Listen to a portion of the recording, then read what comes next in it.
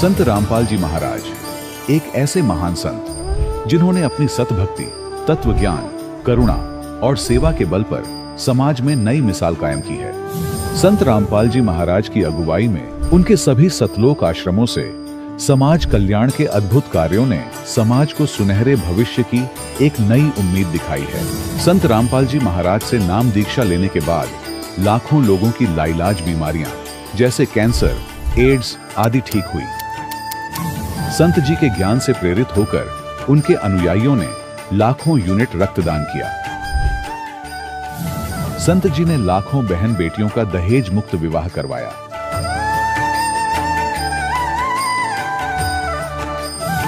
संत जी ने लाखों लोगों का नशा छुड़वाया, करोड़ों उजड़े परिवार बसे। संत जी के आश्रमों में समागम के दौरान निःशुल्क नेत्र चिकित्सा, दंत चिकित्सा प्रदान की जाती है।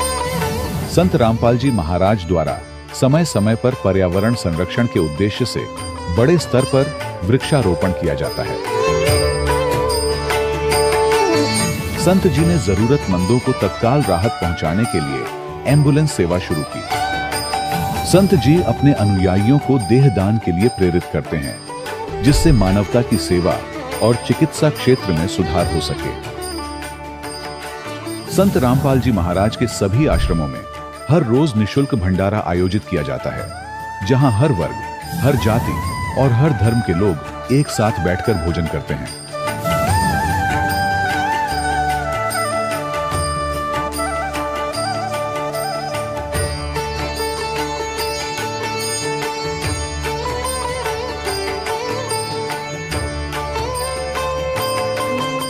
संत रामपाल जी महाराज की अन्नपूर्णा मुहिम ने गरीब और बेसहारा लोगों के जीवन में एक नई ऊर्जा और उम्मीद को जन्म दिया है। घर घर खाद्य सामग्री और जरूरी मदद पहुंचाकर संत रामपाल जी महाराज ने लोगों को दुख और मजबूरी से लड़ने की ताकत प्रदान की है।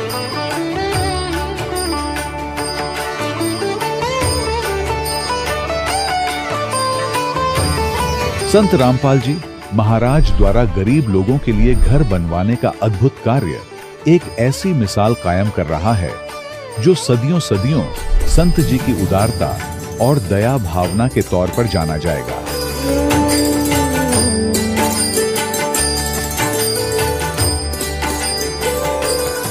संत रामपाल जी महाराज के आश्रम में हजारों बुजुर्गों को सम्मान और प्यार के साथ जीवन जीने का अवसर मिलता है। उनके खाने, रहने और स्वास्थ्य की पूरी जिम्मेदारी संत रामपाल जी महाराज उठाते हैं। अनाथ बच्चों के लिए संत रामपाल जी महाराज के सभी आश्रम किसी वरदान से कम नहीं। यहाँ उन्हें शिक्षा, संस्कार और भविष्य के लिए बेहतर अवसर प्रदान किए जाते हैं। चाहे बाढ़ हो, भूकंप या महामारी, संत रामपाल जी महाराज और उनके अनुयायी हमेशा ही जरूरतमंदों के लिए सबसे आगे खड़े रहते हैं। कोविड महामारी के दौरान संत रामपाल जी महाराज के आश्रमों से करोड़ों लोगों के लिए भोजन, दवाइयां और जीवन रक्षक सामग्रियां उपलब्ध कराई गई। चाहे गरीब की मदद हो या किसी शोषित और पीड़ित वर्ग के हक और सम्मान की लड़ाई, संत रामपाल जी महाराज ने हमेशा ही उनकी दबी आवाज को सरकारों तक पहुंचाया है और उन्हें उचित न्याय दिलवाने में अहम भूमिका अदा की है। समाज में आध्यात्मिक और सामाजिक मूल्यों के प्रति जागरूकता लाने में संत रामपाल जी महाराज हर कदम पर मानवता के सच्चे सेवक साबित हुए हैं। संत रामपाल जी महाराज का जीवन हमें सिखाता है कि सच्ची सेवा वही है जो निस्वार्थ भाव से की जाए। आइए हम भी इस महान सेवा के कार्य में इस महान संत से जुड़ें और संत रामपाल जी महाराज से नाम दीक्षा लेकर अपने जीवन को धन्य बनाएं।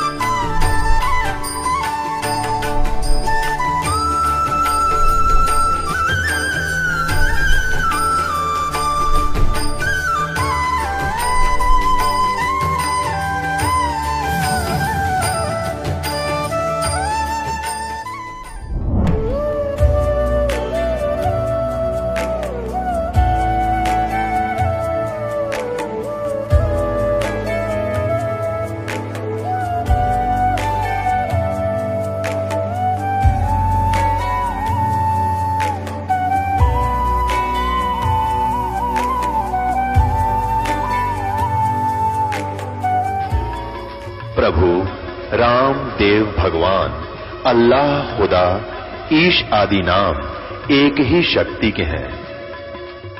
वो कैसा है, कहां है, कैसे मिलता है, किसने देखा है?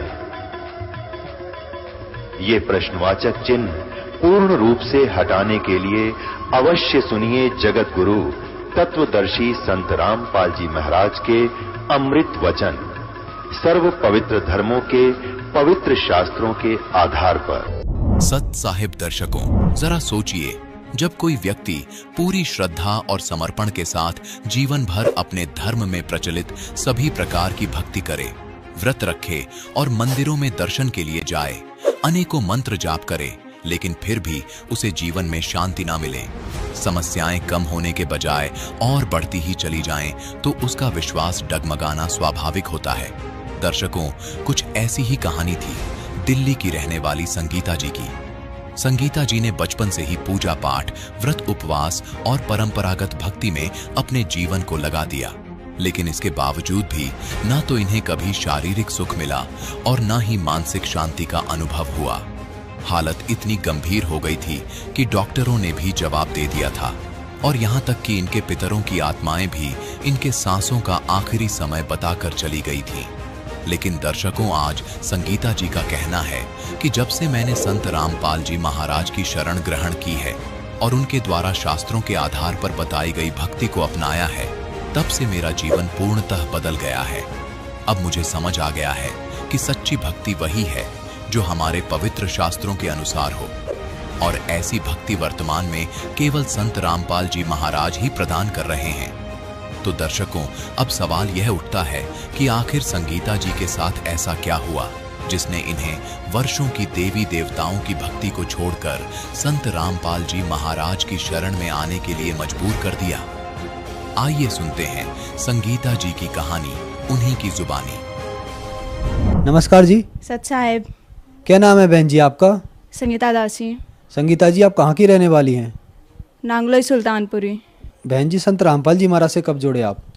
संत रामपाल जी महाराज से 2000 में जुड़े थे। बहन जी, संत रामपाल जी महाराज से जुड़ने के बाद क्या आपको कोई लाभ भी प्राप्त हुए? जी हाँ, संत रामपाल जी महाराज से जुड़ने के बाद मुझे लाभ प्राप्त हुए, काफ़ी सारे लाभ प्राप्त हुए हैं। उसमें सबसे बड़ा लाभ था कि मालिक मुझे सतलोक घुमा के लाए थे। दोपहर का समय था, मैं सो रही थी, कबीर परमात्मा खुद आए थे, बोले कि चल बेटा तुझे सतलोक घुमा के लाता हूँ। उसके बाद फिर मैंने बोला ठीक है मालिक, चलते हैं। मुझे एक रथ लेके आए कबीर परमात्मा, तो उसमें गई थी। फिर आगे जाके मकर तार की डोरी आई थी, 3 डोरियाँ थी, उसमें से एक मकर तार की डोरी थी। उसकी तरफ देखना नहीं था। वो कबीर परमात्मा से मैंने पूछा कि परमात्मा जी ये क्या है? तो परमात्मा ने बोला बेटा ये मकर तार की डोरी है, इसकी तरफ देखना नहीं है। तो मैंने इसकी तरफ नहीं देखा। उसके बाद फिर परमात्मा आगे लेके गए, तो आगे सतलोक था। सतलोक का गेट था जो बहुत ही बड़ा था, सोने का गेट था, और ऊपर बड़े बड़े अक्षरों में लिखा हुआ था सतलोक। उसके बाद परमात्मा मुझे अंदर लेके गए। वहाँ पे परमात्मा ने मुझे घुमाया, और वहाँ पे मेरे नाना नानी थे जो, उन्होंने भी संत रामपाल जी महाराज से नाम उपदेश ले रखा था, तो मैं उनसे भी वहाँ पे मिली। उनको सत्साहिब भी किया, वो अपना सिमरन कर रहे थे, सत्संग सुन रहे थे, और वहाँ पे काफ़ी चीज़ें देखी। बहुत ही अच्छा मतलब था, यहाँ से तो बिल्कुल अलग ही था वहाँ पे। उसके बाद फिर परमात्मा बोले चल बेटा नीचे चलते हैं। तो मैंने बोला परमात्मा मुझे ना भूख लग रही है। तो परमात्मा बोले क्या खाएगी बेटा? मैंने बोला परमात्मा मैं आम खाऊंगी। तो उसके बाद परमात्मा ने मुझे आम खिलाया, और परमात्मा ने बोला कि बेटा अब चल नीचे चलते हैं। उसके बाद फिर मैंने आम खाने के बाद बोला परमात्मा मैं नीचे नहीं जाऊंगी। परमात्मा बोले क्यों? मैं कहा परमात्मा मुझे यहीं रहना है, यहीं पे अच्छा लगता है, बस मुझे यहीं रहना है। तो परमात्मा बोले बेटा भक्ति करके तुझे नीचे जाना है, तभी तो तू सतलोक आ पाएगी, नहीं तो कैसे आएगी? मैंने कहा ठीक है परमात्मा। फिर परमात्मा ने बोला बेटा नीचे जाके ज्ञान प्रचार भी करना है, अपने सभी भाई बहनों को भी इस काल के लोग से निकलवाना है। मैंने कहा जी परमात्मा बिल्कुल। उसके बाद फिर परमात्मा मुझे नीचे छोड़ के गए। तो जब मैं उठी तो मैंने सबको बताया, और मेरे मुंह का स्वाद ऐसा था जैसे कि बहुत ही मीठा आम खाया हो मैंने। एक लाभ ये मिला था कि हमारे घर में ना भूत प्रेत की बहुत बाधाएं थी, आवाज़ें आती थी। मैं छोटी थी तो मम्मी के पेट पे सोती थी, तो जो भूत प्रेत थे वो है ना वो मुझे पेट पे से गिरा देते थे। तो ये सारी बातें जब मेरी मम्मी ने मेरे मामा जी को बताई, तो उन्होंने बोला कि बहन एक ही हैं जो इन सब से छुटकारा दिला सकते हैं। तो मेरे मामा जी ने बोला कि करौता में संत रामपाल जी महाराज हैं, उनसे उपदेश लेने के बाद तेरे सारे कष्ट दूर हो जाएंगे। तो मम्मी ने बोला कि मैं तभी उपदेश लूँगी जब परमात्मा खुद आके मुझे, संत रामपाल जी महाराज खुद आके मुझे दर्शन देंगे। तो ये ऐसा ही हुआ, जिस दिन मम्मी ने ये बात बोली थी उसी दिन फिर संत रामपाल जी महाराज ने मम्मी को दर्शन दिया। उसके अगले ही दिन मम्मी संत रामपाल जी महाराज के पास पहुंच गई। उस दिन से आज का दिन है, हमारे घर में कोई परेशानी नहीं आई है। एक लाभ और हुआ था, किसी कारणवश मेरा नामखंड हो गया था, तो उसी बीच नामखंड होने के बीच ही हमने अनुपासना भी अपना ली थी, जिसकी वजह से और ज़्यादा दिक्कतें आने लगी थी। हमने काफ़ी पंडितों को दिखाया, काफ़ी जो मुसलमान वगैरह हैं उनको भी दिखाया, लेकिन कोई फ़र्क नहीं पड़ा। इवन मेरे अंदर जो मेरे दादा दादी आते थे वो भी बोल के चले गई थी कि लड़की होली तक रहेगी, उसके बाद नहीं रहेगी। जो अभी होली गई है उसी होली की बात है, ये बोला गया था सिर्फ होली तक रहेगी, उसके बाद लड़की नहीं रहेगी, बचा सको तो बचा लो। और साथ ही ये भी बोल के गई थी कि संत रामपाल जी महाराज जी पूर्ण परमात्मा है, उन्हीं से तुम्हारा मोक्ष होगा। उसके बाद फिर भी हम अनुपासना अपनाते रहे, लेकिन फिर जब हमारे भक्त भाइयों को पता चला तो उन्होंने गुरुजी को प्रार्थना लगाई, हमारा नाम शुद्ध कराया। जिस दिन नाम शुद्ध कराया प्रार्थना लगाने के बाद से, उस दिन से लेके आज तक का दिन है, मैं आपके सामने खड़ी हूँ बिल्कुल ठीक ठाक। नहीं तो मेरी हालत ऐसी थी कि मैं ना कुछ खा सकती थी ना पी सकती थी, पूरे दिन उल्टी होती रहती थी। लेकिन आज का दिन है, उस दिन से लेके आज का दिन है, मुझे कोई परेशानी नहीं है, मैं बिल्कुल ठीक हूँ, आपके सामने हूँ संत रामपाल जी महाराज की दया से। मैं जी संत रामपाल जी महाराज से नाम दीक्षा लेने के बाद आपको बहुत सारे लाभ मिले। आपको देखने से लगता है कि आपकी उम्र बहुत कम है और इस उम्र में आप भक्ति कर रहे हो। आपकी उम्र के बच्चे कहते हैं कि अभी भक्ति नहीं करनी चाहिए, खेलने कूदने की उम्र है, हम भक्ति बुढ़ापे में करेंगे। उनको क्या कहना चाहती हैं आप? जी मैं उनको यही कहना चाहूँगी, अगर इस उम्र में खेलेंगे कूदेंगे, अगर भक्ति नहीं करेंगे, भक्ति साधना नहीं करेंगे, तो आगे जाके आप देखते होगे कि काफ़ी बड़े बूढ़े हैं जिनको काफ़ी सारी परेशानियाँ, किसी को कानों से नहीं सुनता, या फिर कोई वैसे बीमार है, या फिर जो बच्चे हैं उनके वो उनकी अच्छे से देखभाल नहीं करते। लेकिन वही अगर हम इस उम्र में रह के भक्ति करेंगे तो हमें आगे जाके बुढ़ापे में कोई परेशानी नहीं आएगी। आप देखते होगे कि लोगों की अकाल मृत्यु हो जाती है, वो भी नहीं होगी, हमें पता भी नहीं चलेगा कि हमारी मृत्यु कैसे हो गई, वो आराम से हो जाएगी बिल्कुल। बहन जी संत रामपाल जी महाराज से नाम दीक्षा कैसे ली जा सकती है? साधना चैनल पर सत्संग आता है, उसके नीचे येलो कलर की पट्टी आती है, उसमें नंबर दिए होते हैं, उस पर आप व्हाट्सअप करके पूछ सकते हैं कि, या फिर कॉल करके या मैसेज करके आप पूछ सकते हैं कि हमारे आसपास का कोऑर्डिनेटर कौन है, कहाँ से हमें नामदान मिल सकता है। और आपको नामदान दीक्षा बिल्कुल निःशुल्क मिलेगी, यहाँ कोई पैसा नहीं, कुछ नहीं। धन्यवाद बहन जी। सत्साय। दर्शकों, अभी आपने सुने संत रामपाल जी महाराज से दीक्षा प्राप्त करके सुखी हुए भक्त के अनुभव। अब देखिए जगत गुरु तत्वदर्शी संत रामपाल जी महाराज के मंगल प्रवचन। अब फिर टेमू हो गया, शेख तकी चुप हो गया, कहने गए तो हमारे नबी की बेइज्जती करता, हम सुन नहीं सकते हैं, ये कहकर उठकर झंडी फाड़ दी। इनके पास यही है, नकलियों के पास बकवास करना। फिर सिकंदर लोधी का यह बात हृदय में दचगी के सचमुच खाक साधना थी वह, लेकिन वो राजा बोल नहीं सकता पब्लिक के सामने। पब्लिक के सामने संत ही बोल सकता है। संत सर्व हितैषी होते हैं, वो केवल अपने राज के हितैषी होते हैं। अब अगले दिन सिकंदर लोधी ने परमात्मा को, कबीर जी को अपने हाथी पर बैठा लिया। अपने हाथी पर जिसमें रूम बना होता था उसको हाथी के ऊपर, और उसमें स्वयं भी बैठी है, कबीर साहब को उसी में ले लिया और चल पड़े वापस दिल्ली को। अब रास्ते में आए, पड़ाव डाला एक नदी दरिया के ऊपर, क्योंकि वहां सैनिक भी काफी साथ थे, वहां भोजन बनाते थे, नहाते धोते थे, इसलिए पानी का आसरा लेकर के वहां रुका करते थे सफर में। तो शाम ने सब अपना लेट गए, सुबह उठे। सिकंदर लोधी का दिनचर्या थी सुबह जाकर उस पीर जी का माथा टेक्या करता, उसको खुश रखने के लिए। जब उसके टेंट में गया, मुंह चढ़ा रखा, उसने टेढ़ा मुंह कर लिया, सीधा मुंह नहीं बात करे। सिकंदर समझ गया कि इसका कोई मरोड़ी लग गई, कोई आज फिर इसका कुबद भारी है इसके मन में। विनम्र भाव से पूछा, पीर जी क्या हो गया, कि क्या जरूरत है आपने मेरी? अब तुझे मिल गया ना वो मुर्दे जिंदे करने वाला। मैं तो जब मानू मेरे आंख सामने मुर्दा जिंदा करे तब उसको पीर पैगंबर की संज्ञा दूंगा, नहीं तो जाके मुसलमानों को कह दूंगा कि राजा काफिर हो गया, एक हिंदू को गुरु बना लिया। अब सिकंदर के पैरों तले की धरती खिसक गई, जाते काम करेगा, और सारे मुसलमान इसकी मुट्ठी में, और राज से रहित करेगा मुझे। चिंतित हो गया, वापस आ गया। उस टेंट में आया जहां भगवान बैठे थे, परमात्मा अंतर्यामी है। उनका चेहरा उतरा, देख कर कहा कि राजा, कोई राजकाज की बुरी खबर मिल गई क्या? तो उसने कहा कि भगवान, आपके रहते राजकाज की क्या खबर बुरी मिल सकती है, लेकिन मेरे साथ जो पीर है हमारा, ये मेरा सिर का दर्द है और ये जब चाहे हो जाता है। आज यो मेरे से ढंग से बात नहीं कर रहा है और इसने मुझे चिंता पैदा ये कर दी है कि तूने काफिर गुरु बना लिया है और मैं मुसलमानों को बताऊंगा और जाते मेरा यू काम बिगाड़ेगा। ये तो पक्का नाड़ी है। परमात्मा ने कहा, क्या कहता है? कि ये कह रहा है कि मेरे सामने मुर्दा जिंदा करके दिखावा कबीर, तब मानू मैं। परमेश्वर बोले, भाई जा, उसने नो कह दे, कोई मुर्दा ले आवा, चल तेरी टेंशन तो खत्म करूं मैं, हमारी तो देखी जाएगी। अब परमात्मा अपने बच्चे के, अपने भगत की टेंशन नहीं देख सकता। सिकंदर लोधी ने कहा कि पीर जी आप लाओ मुर्दा कोई। सिकंदर को तो पता था, उसके सामने कर रखा कि 2 मिनट में करेंगे, ये तो भगवान है, अल्लाह है। अब शेख तकी कहता है, मैं कहां से लाऊं, कभी होगा जब परीक्षा लूंगा।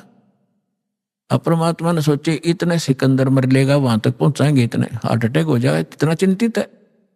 इतने में क्या देखा कि एक 13 वर्ष के बच्चे का शव दरिया में आ रहा है। और वो कैसे आया था कि उस बच्चे की आयु शेष नहीं थी, वो मर चुका था। कुछ कबीले ऐसे होते हैं जो ना तो धरती में गाड़ते हैं, जमीन में नहीं दफनाते और न ही वो जलाते हैं, वो जल प्रवाह कर देते हैं, इस उद्देश्य से कि इसके मांस को जीव जंतु खा लेंगे समुद्र के, कुछ पुण्य मिलेगा। इस करके उसको एक फ्लोटिंग सा बना करके, एक घास फूस का तैरने वाला बेड़ा सा बना के उस पर लिटा देते हैं और ऐसे सत्कार से उसको बहा देते हैं। वो बहता हुआ आ रहा था। तब सैनिक स्नान कर रहे थे, उन्हें दूर से देखा कि वो आ गया मुर्दा, एक मुर्दा आ गया, मुर्दा आ गया। सबको पता चल गया था कहानी क्या है। तो सभी आकर इकट्ठे हो गए, कबीर साहब भी आगे, शेख तकी कोई बुला लाई। तब परमेश्वर ने कहा, शेख तकी पहले तू जंतर मंत्र कर ले, कदे फिर नंबर बनावे और करके दिखा इसको जीवित। तो सभी और भी उपस्थित थे, उन्होंने कहा, जी ठीक है, देखो जब दो के बीच में कोई होता है तो दोनों ने ही अपनी दिखानी चाहिए शक्ति। तो लग गया फूफा करन, वो चला गया मुर्दा आगे, काफी दूर चला गया। तो शेख तकी कहता है कि ये अपने सिर से बला टालना चाहता था। मुर्दे जिंदे होते कभी? वो तो कयामत के समय मुर्दे जिंदे हुआ करते हैं, कयामत आओगी कभी, जैसा वो नर टाला रखे है। तो परमात्मा ने उस मुर्दा जो बहता जा रहा था डाउन स्ट्रीम में, जिधर पानी के बहाव में काफी 2-3 फरलांग चला गया था, 1000 फुट की दूरी, तो वहां से मालिक ने ऐसे संकेत किया, मुर्दा वापस चल पड़ा, जैसे इंजन वाली किश्ती धारा के विपरीत बहकर फ्लोट होकर चलती है, और सामने आकर रुक गया, नीचे लहर चल रही है। तो परमात्मा ने कहा था कि हे आत्मा, तू जहां भी है, कबीर हुक्म से वापस आ और इस मुर्दे में, इस बच्चे के शरीर में प्रवेश कर दोबारा और बाहर आ जा। बोलो सतगुरुदेव। उसी समय वो बच्चा जीवित हुआ, कंपन हुई शरीर में और परमात्मा के चरणों में आके दंडवत प्रणाम किया। बोलो सतगुरुदेव।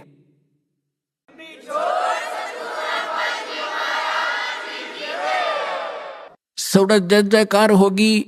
सबने कहा कमाल कर दिया कबीर जी, कमाल कर दिया कबीर जी। परमात्मा ने उस बालक का नाम कमाल रख दिया। और उस बच्चे को कोई चेत नहीं, तू कौन है, कहां का है, उसको अपनी पिछली याद खत्म। तो परमात्मा ने उस बालक को अपने साथ रखा था। परमात्मा की अपनी कोई निजी संतान नहीं थी और ना ही परमात्मा कबीर जी ने कोई विवाह किया था, कोई स्त्री उनका नहीं थी। अब लंबी कहानी ना सुना करके आगे आपको बताता हूं कि शेख तकी ने एक और परीक्षा लेनी चाहिए। उसने कहा कि ये तो मुर्दा सदमे में था और सदमे वाला जीवित हो जाता है। जब जानू मेरी बेटी मैंने 2 महीने से कब्र में दबा रखी है, यदि मेरी लड़की को जीवित कर देगा मैं मान लूंगा कबीर इज गॉड, कबीर अल्लाह है, और नहीं तो ये भगवान नहीं है, फिर डंडोरा पीट दूंगा। अब फिर चिंतित हो गया कि सिकंदर लोधी कि इसने तो कोई ना कोई सिर दर्द मेरा बना के ही रखना है। तब कबीर साहब को पता चला टेंशन का। तब कबीर साहब ने कहा कि ऐसा करो सिकंदर, इनसे कहो आप आसपास के अक्षेत्र में अनाउंसमेंट कर दो कि तीसरे दिन शेख तकी की बेटी कब्र से निकालकर कबीर जीवित करेगा, कबीर जी। अब सिकंदर जी को तो पता था कि जो कह दिया फाइनल। उसने तुरंत मुनादी करवा दी, सारे आसपास लाखों की संख्या में लोग एकत्रित हो गए जिस दिन मालिक ने समय रखा था। कब्र फुड़वा दी, शेख तकी खड़ा, सिकंदर राजा खड़ा, मंत्री खड़े और भी दर्शक बहुत गणे। उस कब्र को फोड़ दिया गया। बच्ची का शव उसके अंदर था, 12-13 साल की लड़की थी। अब परमात्मा ने कहा कि शेख तकी अब तू अजमा ले अपना जंतर मंत्र, कहीं फिर 5-6 नंबर बनावे। तो वहां उपस्थित सभी व्यक्तियों ने कहा जी अगर इसके पास कोई शक्ति होती तो अपनी बेटी ने कौन मिट्टी में दाब कर जाता, ये तो फेल है इस मामले में, आप दया करो। तब परमेश्वर ने कहा कि हे शेख तकी की बेटी जीवित हो जा। लड़की जीवित ना हुई। और शेख फिर कहा कि शेख तकी की बेटी जीवित हो जा, ना हुई। तो शेख तकी ने भंगड़ा पा दिया, नाचे कूदे, देखो ढोंगी का ढोंग पकड़ा गया। मुर्दे कभी जीवित होते हैं, ये तो क़यामत में होते हैं, क़यामत में होते हैं। उस नालायक व्यक्ति ने अपनी बेटी के जीवित ना होने का गम नहीं, कबीर साहब के हारने की खुशी मना रहा है। तो ये होते हैं साकेट प्राणी के लक्षण। सामने भगवान खड़ा और उसके साथ खसने लग रहे। परमात्मा ने तीसरी बार फिर कहा, वो फिर भी नहीं हुई। तो और ज्यादा जंप लगावे, कूदे, नाचे, डांस करे। परमात्मा ने कहा डट तजा बंडेले, तू शांति करे। वो तो उसको दिखाना था उसकी नीचता जनता को कि ये अपनी बेटी को जीवित कराने में खुश नहीं है, ये तो कबीर जी को हराने में खुश है। ऐसा साकेट व्यक्ति है। उसी समय परमात्मा ने कहा कि हे जीवात्मा जहां भी है तू कबीर हुक्म से वापस आ और इस बेटी के शव में प्रवेश कर। बेटी वापस आ। 2 सेकंड के अंदर लड़की जीवित होकर मालिक के चरणों में दंडवत प्रणाम किया। बोलो सतगुरुदेव।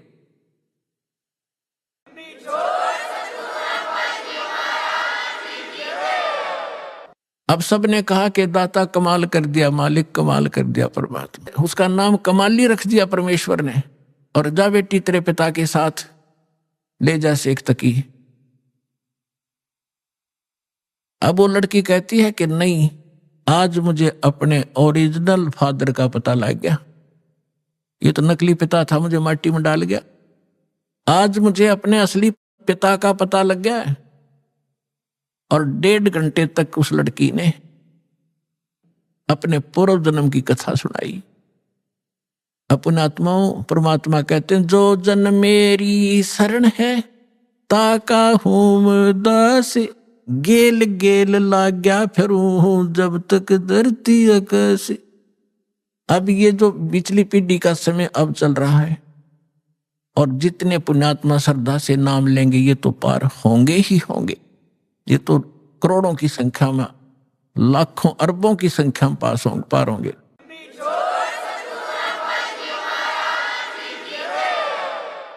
लेकिन इस भक्ति युग के अंत में कुछ ऐसे काल के दूत आएंगे, धीरे धीरे परमित करना शुरू करेंगे, तो अपने आप ऑटोमेटिकली है वो तो होगा ही होगा। उस समय कुछ भक्त रह जाएंगे, वो पार ना हो पाएंगे। तो उनमें से यही आत्मा कमाली और कमाल की थी। तो परमात्मा, उस लड़की ने अपने पूर्व जन्म की कथा सुनाई। पहले भी ये मुसलमान घर में जन्मी थी, ये अपने पिता के घर पर थी। और श्रद्धा पिछली भक्ति की इतनी गजब की थी, बहुत गनी। और वहां परमात्मा, जब ये लड़की चारा लेने के लिए पशुओं का खेत में गई हुई थी, वहां भगवान मिले थे कबीर जी जिंदा महात्मा के रूप में। एक कुएं पर बैठे थे। तो वहां लड़की ने भी अपना जो चारा लाकर था उस वृक्ष के नीचे रखा उस समय विश्राम करने के लिए साधु मिल गए, पीर जी खड़े दिखे तो उनसे प्रणाम किया। परमात्मा ने काफी उसको ज्ञान दिया, बेटा भक्ति करनी चाहिए। वो कहती जी भक्ति करती हूँ, ईद बकरीद मनाते हैं, नमाज करती हूँ, ऐसे करती हूँ। परमात्मा ने सारा ज्ञान समझा, बेटी ये ईद और बकरीद मनाना, मांस खाना ये महापाप है, ये नहीं खाना चाहिए। कोई आपको काट कर खावे कैसा लगे? लड़की स्तब्ध हुई, बच्चे का जल्दी घर करती है ये ज्ञान। अज्ञान भी ज्ञान भी, बुराई भी और अच्छाई बच्चा जल्दी से ग्रहण करता है जैसा उसको माहौल मिलता है। काफी ज्ञान सुनाया, बेटी ये भक्ति नहीं, भक्ति अलग से हट के इसके। अब सामने देखा कि भी मुसलमान ही है, ये बता रहा है, तो बच्ची के बात समझ में आएगी। कहने लगे भगवान फिर क्या करूं? कि बेटी जो मैं साधना बताऊं ये करना, और ये 2 दिन का जीवन है, असंग जन्म हो गया, जन्म तेर मृत्यों को मैं ऐसी साधना बताऊंगा ये पीछा छूट जाएगी। लड़की ने क्या नाम ले लिया, और बेटी मांस नहीं खाएगी? अगर नहीं खाऊंगी महाराज, कत्ती नहीं खाऊंगी, कोई कंपलसरी नहीं मांस खाना, खाओ तो खाओ, मैं नहीं खाऊंगी। लड़की ने दृढ़ निश्चय किया, और लड़की होगी 17-18 साल की, विवाह से मना कर दिया। इतना वैराग हो गया उसके अंदर, और माता पिता को चिंता होगी वे बेटी को हम घर पर नहीं रख सकते। उधर से वो विवाह को मना कर रही है, तो लास्ट में माता पिता ने कह दिया बेटी अगर तुम विवाह नहीं कराएगी तो हम दोनों आत्महत्या करेंगे, हम तुझे यहाँ नहीं देख सकते, बेटी को कैसे रखेंगे, कल न पता नहीं क्या उक चुक हो जाएगी। अब लड़की ने सोचा है बुढ़ा बुढ़िया मरेंगी, उसने यस कर दी, ठीक है मैं शादी करवा लूं।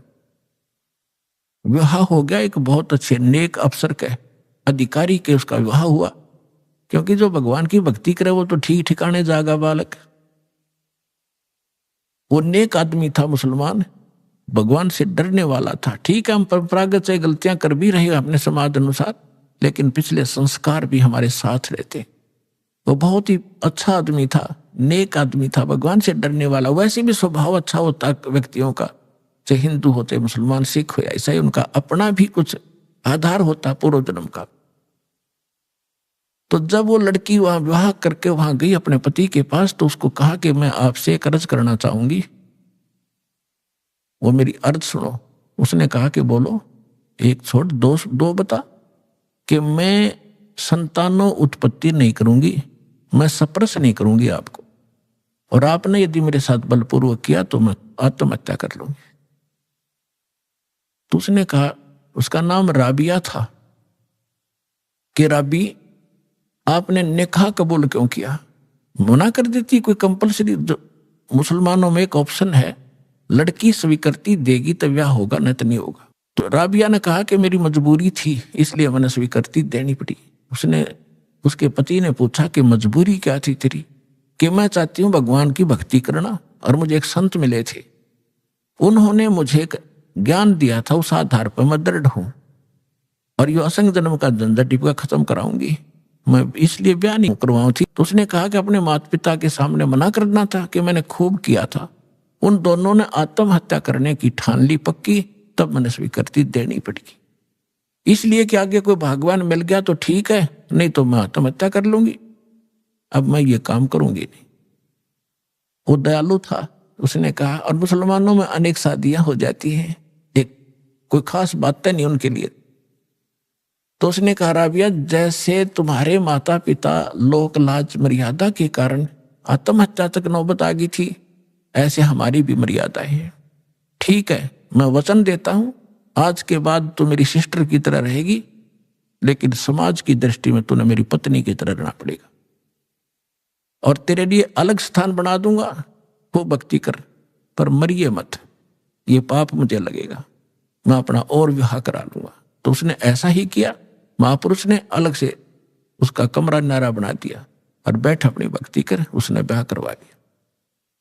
जब वो राबिया 50 वर्ष के ऊपर होगी, और वो देखा करता था, ये तो बाहर झांकती भी नहीं किसी गैर पुरुष की तरफ, भक्ति और के अतिरिक्त ही अपना काम धंधा रोटी बनाई खाया, इससे अधिक कोई काम नहीं जानती।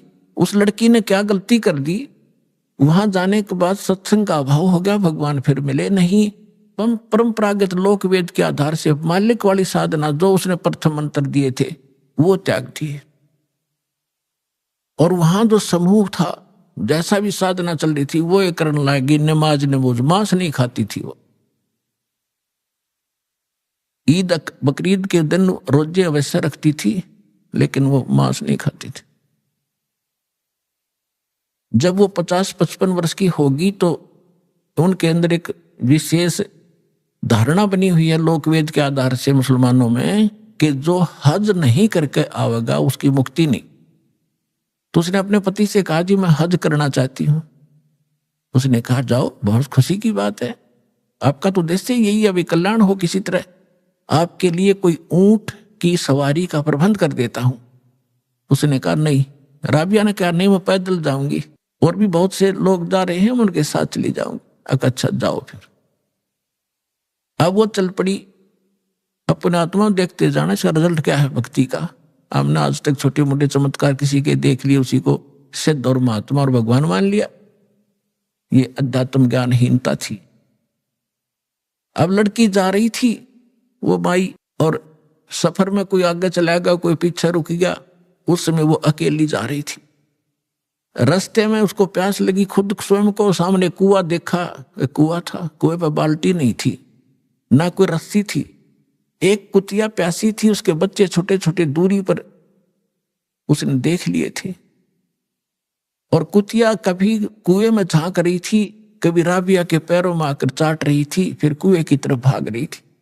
समझ गई राबिया कि ये प्यासी बहुत है, और यदि इसको जल नहीं मिला तो ये मरेगी, साथ में मरेंगे बच्चे इसके।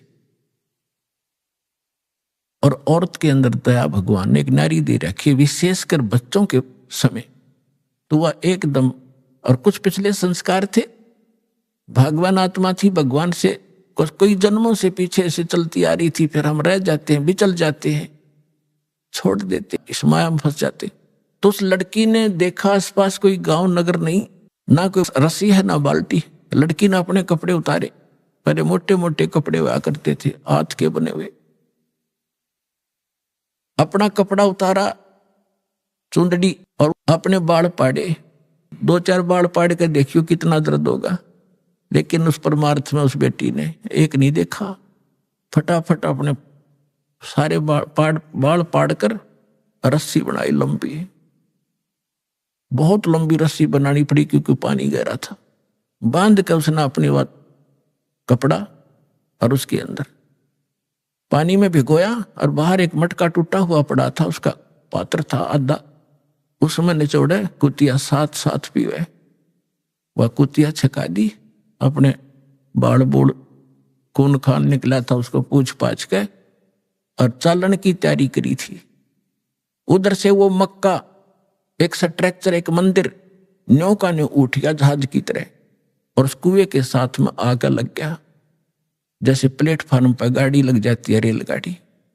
अब उसने देखा, उसने जाना ही मक्का में था, उसने सोची तो पहुंच गई मक्का, फट मक्के में प्रवेश किया। फिर वहां से उठा, वहां के लोग दे हैरान है, मक्का गया कहां।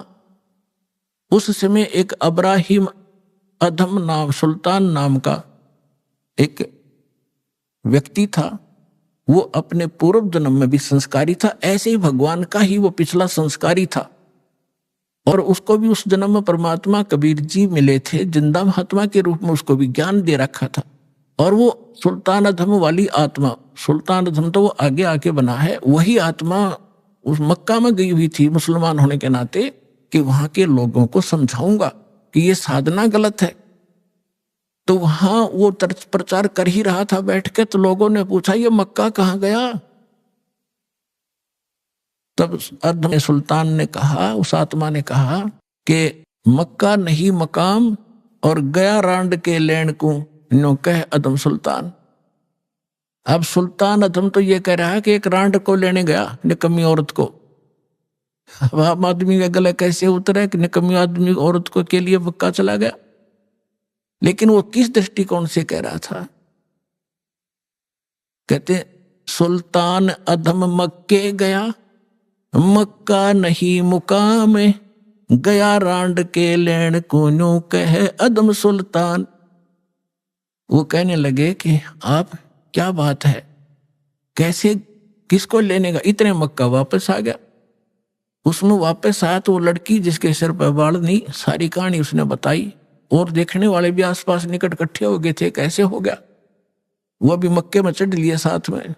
तो आकर जब उसने पूछा कि क्या कारण हुआ, उन्होंने सबने मिलकर बताया कि ऐसे ऐसे इसने एक कुतिया और उसके बच्चों की जान बचाई, बाल पाट कर रस्सी बांट के पानी पिया, और ये उद्देश्य लेकर यहां आ ही रही थी, तो भगवान ने इसके लिए मक्का ही भेज दिया।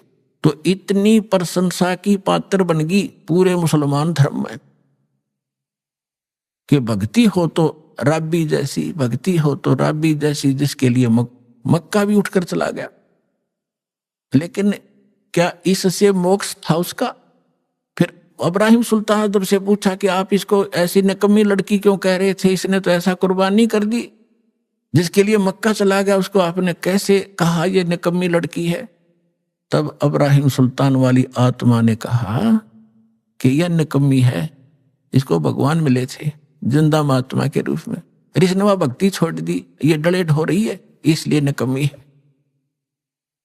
उसके बाद मेरी प्रशंसा हो रही है, अगला जन्म मेरा एक बांसुरी का हो गया। एक बांसुरी नाम की लड़की बनी मैं,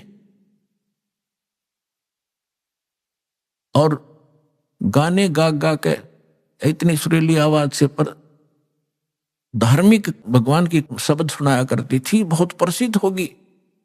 और वह भी फिर वर्ध हुई जब मक्के में गई।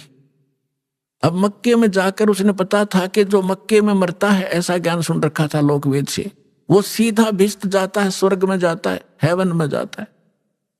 लड़की ने सोचा हेवन के लिए तो ये सारा कुछ कर रहे हैं, और मक्के में मरने से हेवन मिलता है, स्वर्ग मिलता है, तो वहीं कर्द से अपनी तलवार का से गर्दन काट दी, मक्के में चढ़ा दी। सबको वाह वाह की पात्र बन गई कि भक्ति हो तो बंसुरी जैसी, बंसुरी तो गई सीधी भिष्ट में, सीधी स्वर्ग गई है, तो इसने मक्के में शीश चढ़ा दिया। फिर बताती है कि मैं कहाँ गई, अगला जन्म मेरा एक वैश्या का बना, मैंने अपने खूब कर्म फोड़े, वो मेरा जन्म फिर समाप्त हुआ। अब मेरी आयु 12 वर्ष की मनुष्य जीवन की शेष थी, मानव शरीर की। और ये भी वहां धर्मराज के दरबार में जब मैं गई हुई थी, वहां मुझे पता चला, धर्मराज ने बताया कि ऐसे ऐसे तुझे कोई संत मिला था, वो साधना तूने 4 वर्ष की थी।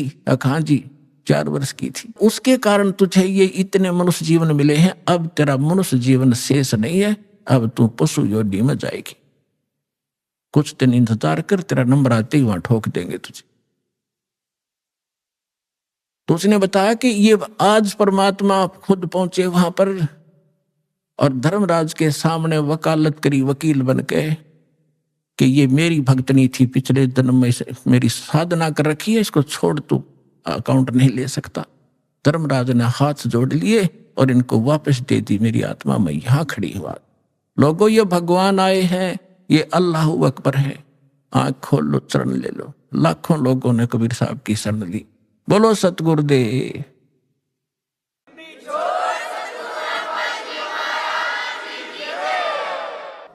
और उस लड़की ने कहा, मैं आज से अपने पिता के साथ रहूंगी, मेरा जीवन शेष नहीं था। आज इस दाता ने मेरे को मनुष्य जीवन अपनी शक्ति से एक्सटेंड किया है। समर्थ का शरणाग हो, रंग होरी हो, भाई कदे न हो काज, राम रंग होरी हो। ऋग्वेद मंडल नंबर 10 सूक्त 161 मंत्र 2 कबीर साहब के ऊपर खरा उतरता है। तो who is God? Kabir is God. और कितनी कथा सुनाऊं आपको इस समर्थ भगवान की। और कृष्ण जी की हम एक कथा गाया करते थे, उसने सुन सुनकर भगवान मान लिया। तो कबीर साहब समझाया करते थे, बंधन काटे विपत में, कठिन कियो संग्राम, चिन्नो रे नर प्राणिया, वो गरुड़ बड़ो के राम। परमात्मा समझाया करते थे उसमें कि तुम श्री राम को भगवान बताते हो, और जो तुम्हारी कथा में है रामायण में कि श्री रामचंद्र जी को, रामचंद्र जी के ऊपर पूरी सेना के ऊपर नाग फांस का एक हथियार छोड़ दिया था। सारी की सारी सेना नाग फांस में आ गई थी, यानी इतने सर्प हो गए थे, सभी सेना को ऐसे हाथों से और चारों तरफ लपेट के बांध दिया था, इंक्लूडिंग लक्ष्मण एंड श्री राम। और ऐसे खड़े थे, ऐसा है हुए सारे, जैसे ईंख बांध दिया करें। और सारी सेना खड़ी खड़ी देखा कि काटेंगे ये सारे राक्षस हमें। तब न्यू कहे कि गरुड़ से पुकार करी गई। गरुड़ वो पक्षी जो श्री रामचंद्र विष्णु जी का वाहन बताते हैं। गरुड़ आए, गरुड़ ने फिर उनके नाग काटे, सारे नाग मार दिए। जब भगवान श्री राम बंधन मुक्त हुए, परमात्मा कहे फिर बंदी छोड़ कौन होया? गरुड़ हो गया, तेरे राम का भी बंदी छोड़। काटे बंधन विपत में, वो कठिन कियो संग्राम, चिन्नो रे नर प्राणिया ये गरुड़ बड़ो के राम। एक गोवर्धन पर्वत को उठा लिया श्री कृष्ण जी ने, तुमने भगवान मान लिया। गोवर्धन श्री कृष्ण धार्यो, द्रोणगिरी हनुमंत, शेष नाग सब सृष्टि उठारा, इनमें कौन भगवंत। क्या एक पहाड़ को उठाने मात्र से भगवान की संज्ञा में ले लिया, समर्थ मान लिया तुमने? तो तुम्हारी कथा तुम लोकवेद सुनाते रहते हो कि शेष नाग ने सारे ब्रह्मांडों को सिर पर रख रखा है। फिर और हनुमान जी ने द्रोणागिरी उठा लिया था, इनमें कौन सा भगवान? ये भगवान की पहचान नहीं, जो तुमने पैमाना ला रखा है, ये भगवान मापन का नहीं है। फिर कहते हैं समुद्र पाट लंका गयो, यो सीता को भरतार, अगस्त ऋषि ने ये सातों पी लिए, इनमें कौन करतार। होय होय, ऐसे सटीक प्रमाण दे रखे भगवान ने, फिर भी हमारी आंखें नहीं खुली, क्योंकि हमारी बुद्धि काल के प्रभाव से इतनी दबी हुई थी। परमात्मा ने कहा कि तुम्हारी बात बड़ी करता हूं कि श्री रामचंद्र जी ने समुद्र पर पुल बनवा दिया, इसलिए आप उसको भगवान मानते हैं। वैसे तो यह कहानी न्यारी है, दास बताता रहता है। ये खुद भगवान कबीर साहब गए थे एक महात्मा मुनिंद्र के रूप में, और इनकी अर्ज पर एक पत्थर को, एक पहाड़ को हल्का कर दिया था, चारों तरफ रेखा खींच दी थी कि ये फ्लोटिंग हो गया है, अरे ले जाओ पुल बांध लो। श्री राम के बस का ना था समुद्र पर पुल बनाना।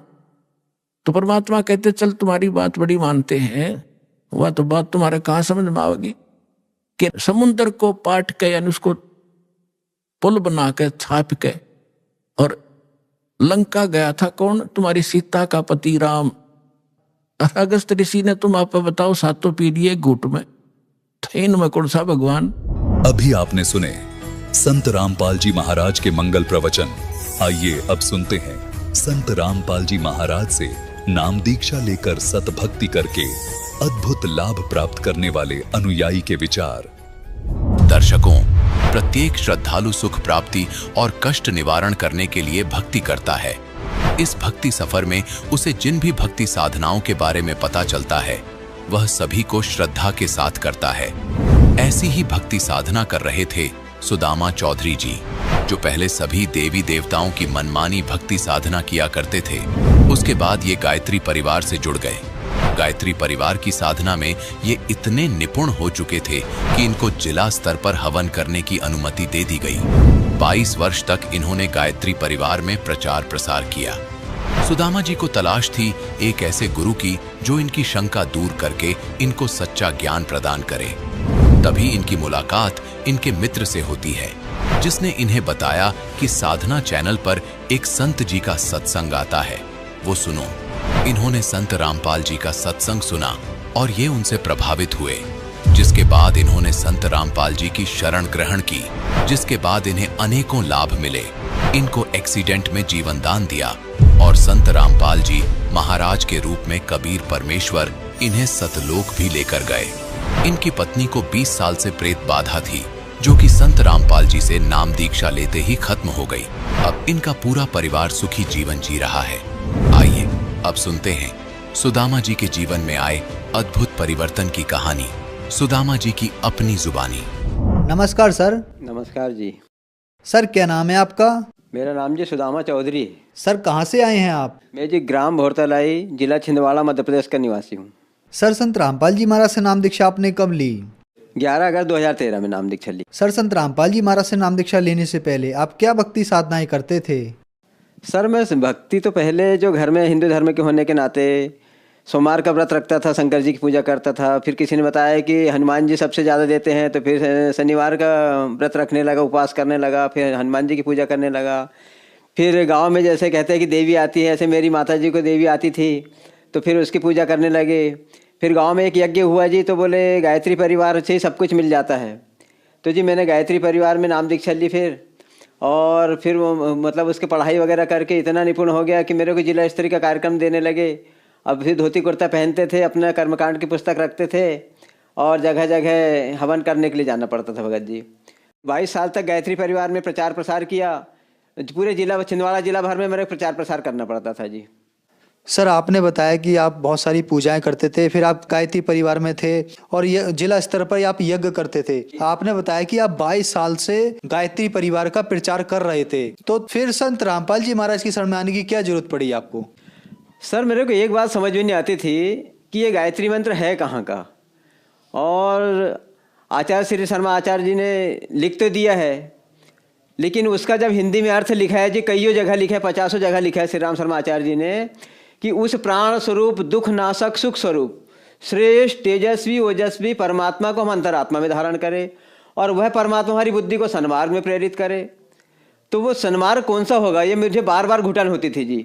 मैं पूरे जिला भर में घूम के प्रचार तो करता था, लेकिन अपने आप में ये घुटन होती थी कि गुरुजी ने जो लिखा है कि उस प्राण स्वरूप दुख नाशक सुख स्वरूप श्रेष्ठ तेजस्वी ओजस्वी परमात्मा को हम अंतरात्मा में धारण करें, और वह परमात्मा हमारी बुद्धि को सन्मार्ग में प्रेरित करे। लेकिन ये मुझे मन ही मन घुटन होती थी कि वो सत्मार्ग कौन सा होगा, वो कब मिलेगा मुझे, ये मेरी समस्या को कोई समाधान ही नहीं कर रहा था। तो एक दिन क्या हुआ जी कि मेरे दोस्त ने बोला मुझे, तो बोले यार चैनल लगा के देखो। चैनल लगा के देखा तो वहाँ संत रामपाल जी महाराज एक एक पुस्तक खोल के बता रहे थे कि देखो ये लिखा है कि परमपिता परमेश्वर वो है जो 6 दिन में सृष्टि की रचना किया, और हम लोग कहाँ भूले भटके, इधर ही गायत्री मंत्र का ही जाप कर रहा है, गायत्री मंत्र की माला निकाल रहा है, सबको गायत्री मंत्र पढ़ने का उपदेश दे रहा है, और बता भी रहा है कि गायत्री मंत्र से ही सतमार्ग मिल जाएगा। जब फिर मालूम हुआ कि संत रामपाल महाराज जी से नाम दीक्षा लेने से ही हमको सतमार्ग मिल सकता है, क्योंकि जितना प्रमाण इन्होंने खोल खोल के बताया संत रामपाल जी महाराज ने कि देखो वेद में ये लिखा है, इतने पृष्ठ पे ये लिखा है, फिर बाइबिल में ये लिखा हुआ है, कुरान शरीफ में ये लिखा है, गीता जी के फलाने 2 श्लोक में ये लिखा हुआ है, देवी भागवत के 123 पृष्ठ पे ब्रह्मा विष्णु महेश की जीवनी लिखी हुई है। वो जब समझ में आया जी संत रामपाल जी महाराज की चैनल देखने से कि ये सतमार्ग है और इसका मतलब भक्ति कैसे होगी, तो फिर हमने 11 अगस्त सन 13 को सतलोक आश्रम जाकर के संत रामपाल जी महाराज से नाम दीक्षा लिए। सर संत रामपाल जी महाराज से नाम दीक्षा लेने के बाद श्रद्धालुओं को बहुत सारे लाभ प्राप्त होते हैं, तो क्या संत रामपाल जी महाराज से नाम दीक्षा लेने के बाद आपको भी कुछ लाभ प्राप्त हुए? सर लाभ का तो क्या बखान करूं मैं। संत रामपाल जी महाराज स्वयं परमात्मा है, साक्षात परमात्मा इस धरती पर अवतरित हुए हैं। अब जब से नाम दीक्षा ली है संत रामपाल जी महाराज से, मेरी बेटी नवोदय विद्यालय सिंगोड़ी में पढ़ती है, तो उस दिन छुट्टी हुई तो उसको लेकर के मैं अपने घर आ रहा था बाइक से, और सामने से एक डंपर आ रहा था, तो एक चौक पे जी डंपर वाले ने जो काटा था मेरी बाइक सीधी उससे टकरा गई, और इतना बुरी तरह एक्सीडेंट हुआ कि हम रास्ते में दोनों बाप बेटी गिरे पड़े हैं, मैंने बेहोश पड़े हुए थे। उतने में क्या हुआ जी कि 4 दूत मुझे लेने के लिए आए थे जी, बोले तुम्हारा अंत समय आ गया, तुमको हम लेने आए हैं। उतने में संत रामपाल जी मेरे पास आए और बोले ये मेरी आत्मा है, इसको तुम ले जा नहीं सकते। तो फिर संत रामपाल जी महाराज आगे आगे चल रहे थे, हम उनके पीछे चल रहे थे। बोले चलो बेटा, बोले तुमको सतलोक दिखाता हूँ। तो सतलोक के बारे में उस समय नामदान लिया, जब सुना तो था जी हमने। फिर क्या हुआ कि हमको पहले नरक दिखाए गुरु जी ने। बेटा बोले देखो ये नरक ऐसा होता है, और जी वहाँ की इतनी बुरी गति होती है नरक में कि जैसे कहीं एक कुत्ता मरा पड़ा रहता है और कौवे उसको नोच नोच के खाते हैं, इस प्रकार इस जीव को वहाँ नोच के खाते हैं जी। और कभी आग पे चलाना पड़ता है, कोई लोहे की सलाख से छेदते हैं, कोई कुछ करते हैं ना, बहुत बुरी गति होती है, उस नरक का बखान नहीं कर सकते। जब रामपाल जी महाराज वहाँ गए तो अच्छी सुगंध सी आई, तो वहाँ के जीव कुछ सुखी जैसे हुए। तो गुरु जी मैंने कहा कि ये कैसा क्या है, तो बोले बेटा यही नरक है, और यहाँ जीव जैसा कर्म करता है वैसा यहाँ इनको फल दिया जाता है। तो मैंने कहा गुरुजी के ऐसा फल हमको मिलेगा? नहीं बेटा, बोले तुमने नामदान ले ली है, तुम भक्ति करोगे, तुमको ऐसा मतलब ऐसी सज़ा नहीं मिलेगी। फिर वहाँ से स्वर्ग दिखाए, फिर ब्रह्मा विष्णु महेश के लोग दिखाए, गणेश जी का लोग दिखाया, दुर्गा जी का लोग दिखाया। फिर वहाँ से गए जी थोड़ा आगे ऊपर की और भी, गुरुजी आगे आगे चल रहे थे और मैं पीछे चल रहा था। मैंने गुरुजी आप कहाँ जाएंगे? तो बोले बेटा अभी और चलना है, वो रास्ता भी बहुत दूर है।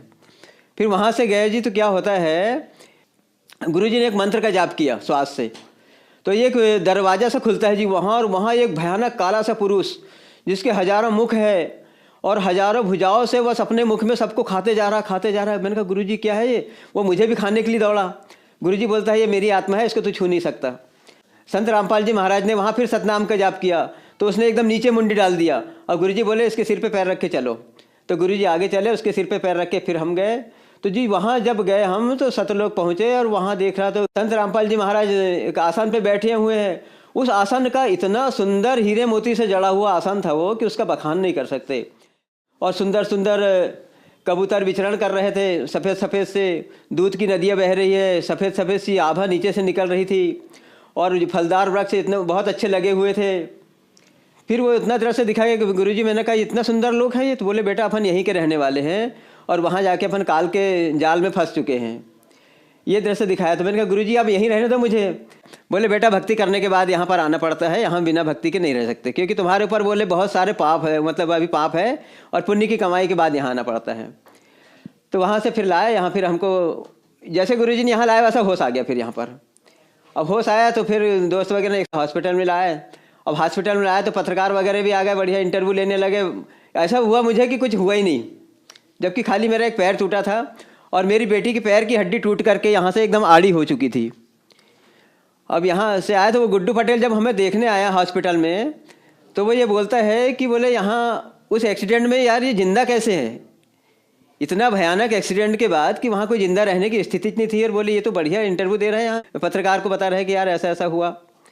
तो वो क्या बोलता है वो गुड्डू पटेल कि बोले जाको राखिए साइया मार सके ना कोई, ये शब्द बोला उनने। और वो ऐसा ही तिवारी आए, बोले जिसको भगवान बचाने रहता बोले उसको कोई नहीं मार सकता बोले। और मेरी बेटी आज भी नवोदय विद्यालय में कक्षा 12वीं बायो से पढ़ रही है। आज तक उसने राष्ट्रीय और अंतर्राष्ट्रीय ढेर सारे वॉलीबॉल में अवार्ड ले चुकी है। मैं ग्राम भोतलाई और जिला छिंदवाड़ा मध्य प्रदेश का रहने वाला हूँ। आप जिसके भाई को शंका भी हो तो मेरे गांव में मेरे बारे में, मेरी बिटिया के बारे में पूछ सकते हो कि कितनी होनहार बेटी है वो, जबकि उसके पैर टूट करके एक हड्डी आड़ी हो गई थी घुटने के ऊपर की। लेकिन संत रामपाल महाराज की कृपा से आज मैं भी सुरक्षित हूँ और मेरी बेटी भी सुरक्षित है। ऐसे महान संत कभी कभी धरती पर अवतरित होते हैं और हमारा बड़ा भाग्य है कि आज परम संत रामपाल जी महाराज इस धरती पर आए हुए और हमको भी मानव तन मिला है। दूसरा मेरा एक फ़ायदा बता रहा हूँ। क्या होता है जी कि मेरी बड़ी लड़की 12वीं पास हुई और उन्होंने पुरुष ITI में और महिला ITI में 2 जगह स्टेनोग्राफर का फार्म डाला। अब उनका 82% था 12वीं का, तो उन्होंने सोचा कि मेरा सिलेक्शन नहीं हुआ होगा, उन्हें ध्यान दिया नहीं। फिर एक दिन उन्होंने नेट खोल के देखा मोबाइल में, तो वो मेरा बेटा उससे बड़ा है तो बोलता है पापा जी बोले शीतल का इसमें तो सिलेक्शन हो गया बोले महिला ITI में। तो ये बात कब की थी जी? 27 जुलाई की। और फिर जाके हमने नेट से उसके जो सिलेक्शन की वो सूची निकाले तो 25 जुलाई को उसका एडमिशन होना था और हमने देखे 27 जुलाई को। अब 28 जुलाई को हमारे ग्राम से ITI 25 किलोमीटर है जिला छिंदवाड़ा में, तो वहाँ मैं एडमिशन लेने के लिए गया। मैं ही गया मेरी बेटी को लेकर के। तो क्या होता है कि वहाँ जब मैंने ऑफिस में गया और दिखाया, मैंने कहा सर शीतल का यहाँ एडमिशन कराना है ITI में स्टेनोग्राफर में। तो बोले अब एडमिशन थोड़ी हो सकता है इसका सिलेक्शन बोले ऑल MP ऑनलाइन पर होता है और जिस दिन का उसी दिन सिलेक्शन कराया जाता है। 1 घंटे ही बढ़ जाते बोले 5 बजे के बाद, तो इसमें एडमिशन नहीं हो पाता। फिर एक मैडम बैठी थी वहीं ITI की टीचर, उसके पास गया। मैंने कहा मैडम जी इनका एडमिशन कराना था। तो उनने भी देखा, बताओ बोले कहाँ सिलेक्शन हुआ है। तो मैंने दिखाया उनको जो सिलेक्शन सूची थी वो। तो बोले तुम पागल हो गए बोले, स्टेनो जैसा सब्जेक्ट किसी को मिलता नहीं बोले और तुमको मिल गया बोले तुम्हारी बेटी को और तुमने एडमिशन नहीं कराया बोले। तो मैंने कहा मैडम जी मुझे मालूम नहीं था कि एडमिशन कैसा कैसा क्या कराना पड़ता है। बोले जाओ बोले अब अगली काउंसलिंग होगी बोले उसमें सिलेक्शन हो जाएगा बोले। अब मैं बड़े दुविधा में पड़ गया कि हे मालिक अब क्या किया जाए।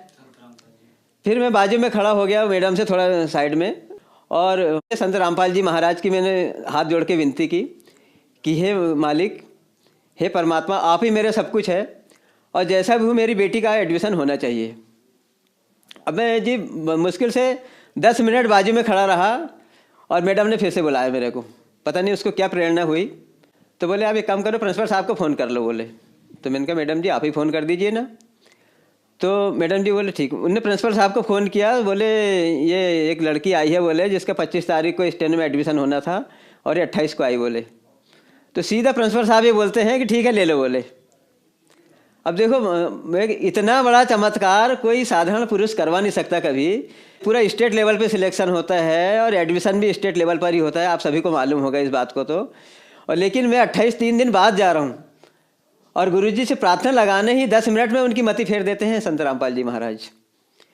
ऐसे हमारे परम पूज्य परमात्मा है। अब मुझे तीसरा लाभ ये हुआ कि मेरी शादी 96 में हुई है और शादी के 2 साल बाद से मेरी पत्नी को ऐसी प्रेत बाधा हुई कि वो कभी अकेली सोती नहीं थी शाम को, और सोने के पहले उसको कोई प्रेत बाधा आती थी और उसको सताने लग जाती थी कि बोले चल हम तेरे को लेने आए हैं। बस वो हूँ आवाज़ करे, फिर हम उसको धक्का वक्का लगा करके फिर जगा करके उसको मतलब होश में लाते थे। यानी वो बाधा उसको कम से कम 20-22 साल रही। फिर धर्मपत्नी ने भी नामदान लिया और उससे मेरी जिस दिन से नामदान लिया उसी दिन से मेरी धर्मपत्नी की प्रेत बाधा कहाँ गई, किसी झाड़ फूक वाले के पास गए ना कुछ नहीं, और आज पूरा परिवार सुखी है। आर्थिक लाभ भी इतने हो रहे हैं कि कुछ कह नहीं सकते। और आज संत रामपाल जी महाराज ने ऐसी रजा कर दी है कि चारों तरफ से किसी द्वार खुल जाते हैं और कोई वर्षा होने लगती है। ऐसी वर्षा हो रही मेरे परिवार पर और मुझ पर। आपने बताया कि आपने 22 साल तक गायत्री परिवार वालों का प्रचार प्रसार किया, फिर आप संत रामपाल जी महाराज की शरण में आए। तो जो गायत्री परिवार वाले जो लोग आज आपको देख रहे हैं, आप उनके लिए क्या कहना चाहेंगे? मैं मेरे समस्त गायत्री परिवार वाले से हाथ जोड़ के यही विनती करता हूँ कि उस प्राण स्वरूप, दुख नाशक, पाप नाशक, सुख स्वरूप, श्रेष्ठ तेजस्वी ओजस्वी परमात्मा को हम अंतरात्मा में धारण करें और वह परमात्मा हमारी बुद्धि को सन्मार्ग में प्रेरित करे। अब सन्मार्ग कौन सा है वो ढूंढते ढूंढते हम यहाँ तक आए। तो आप सभी भाइयों से मेरी बार बार करवृद्ध प्रार्थना है कि वो सन्मार्ग आप सभी खोजने की कोशिश करो। जैसा मैं बहुत दुखी था गायत्री परिवार में होने के बाद भी, और मुझे ये भी ज्ञात है कि मेरे जितने भी गायत्री परिवार के भाई हैं आप सब भी बहुत प्रकार से दुखी है। कोई धन से दुखी है तो कोई पुत्र से दुखी है तो कोई अपने जन से दुखी है तो कोई कहीं से दुखी है। जैसा मैं सुखी हो सकता हूँ ना, वैसा आप भी सुखी हो सकते हो और संत रामपाल जी महाराज की शरण में आओ। सर, संत रामपाल जी महाराज की शरण में कैसे आ सकते हैं? सर, संत रामपाल जी महाराज से नाम दीक्षा लेना बहुत ही सरल है। बहुत सारे चैनल में संत रामपाल जी महाराज का सत्संग आता है और उसके नीचे एक पीली पट्टी चलती है, उसमें आश्रम के सब नंबर दिए हुए रहते हैं। अब किसी भी भाई को कहीं भटकने की कोई आवश्यकता नहीं है, आप उस नंबर पे कॉल करो। और आपको अगर पुस्तक चाहिए संत रामपाल जी महाराज की तो आपके घर में निःशुल्क पुस्तक भी भगत भाई पहुंचा के देते हैं। और ज्ञान होने के बाद फिर फ़ोन करो कि संत रामपाल जी महाराज से नामदान लेना है, तो आपको कोई भी भगत भाई बता देगा और नामदान लेकर के आप भक्ति करो और अपना कल्याण कराओ। वहाँ 1 रुपये भी नहीं लगता जी। यहाँ तक कि नहाने धोने, खाने पीने, चाय बिस्किट की दिन भर फ्री सेवा है, 1 रुपये भी नहीं लगता। अगर कोई ने कहीं शंका फैलाई होगी कि वहाँ नामदान लेने में पैसा लगता है तो ये पूरा सफ़ेद झूठ है, इसके सिवाय कोई सच्चाई नहीं है। क्योंकि हम खुद आश्रम से जुड़े हुए हैं। अच्छा, आपको किसी प्रकार की किसको शंका हो ना, तो आश्रम जा कर के आप पहले देख सकते हैं कि यहाँ किस प्रकार से पैसा लिया जाता है, किस प्रकार से लूटा जाता है। जैसे कि दूसरे आश्रम में लूट मची हुई है। जैसे हम गायत्री परिवार में भी नामदान लेते थे तो वहाँ हमको पुस्तक का, माला का, इन सब का पैसा देना पड़ता था पहले, और झोला खरीदना पड़ता था एक, क्योंकि झोले में सब सामान लेके घूमना पड़ता था, धोती कुर्ता खरीदना पड़ता था। यहाँ तो ऐसा कोई ड्रेस का बंदिश नहीं है, ना किसी चीज़ का बंदिश नहीं है। यहाँ तो सारी चीज़ निःशुल्क मिलती है, बस अपना कल्याण कराओ। क्योंकि ये संत रामपाल जी महाराज स्वयं शंभु है, स्वयं परमात्मा है, इसमें कोई दो मत नहीं है, दो शंका नहीं है। आप बिना निस्वार्थ भाव से आश्रम में जाओ और अपना कल्याण कराओ। धन्यवाद सर। सत साहिब।